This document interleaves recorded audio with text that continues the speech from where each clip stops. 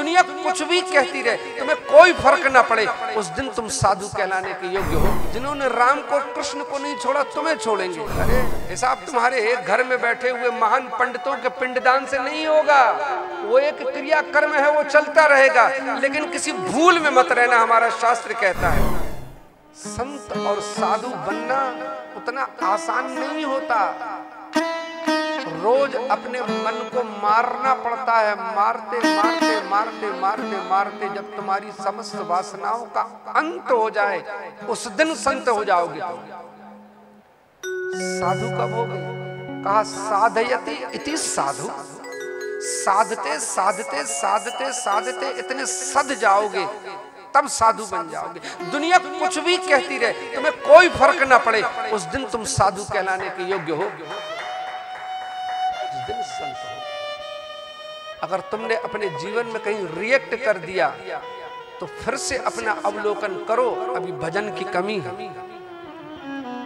जो भजनानंदी व्यक्ति होता महाराज कभी किसी का बुरा नहीं मानता। क्यों? क्योंकि जगत है, कुछ तो लोग कहेंगे, लोगों का काम है कहना।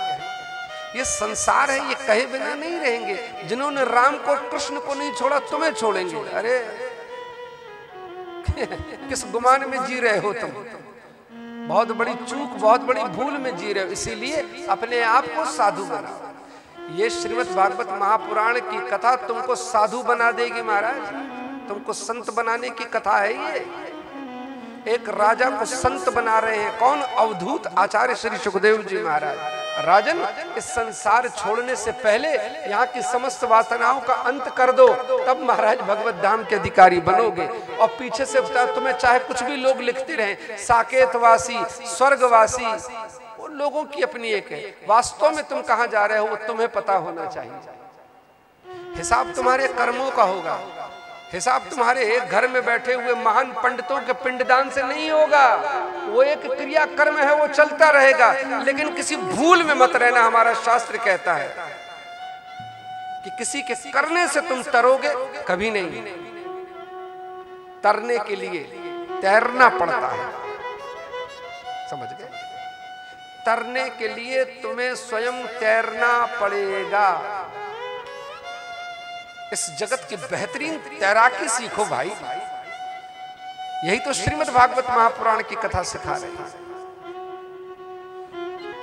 मन को डुबाओ, मन को तैरना सिखा। भव सागर के पार जाना उतना आसान नहीं है। तुमको लगता है बहुत वो हो रहा है। जीवन के इस सद्ज्ञान को सुनना पड़ेगा, समझना पड़ेगा। यही तो भागवत का मर्म है। भागवत की कथाएं किसको याद नहीं है महाराज? घर घर में कथाएं चल रही, घर घर में कथाएं याद हो गई सबको। लेकिन इस चिंतन को समझे,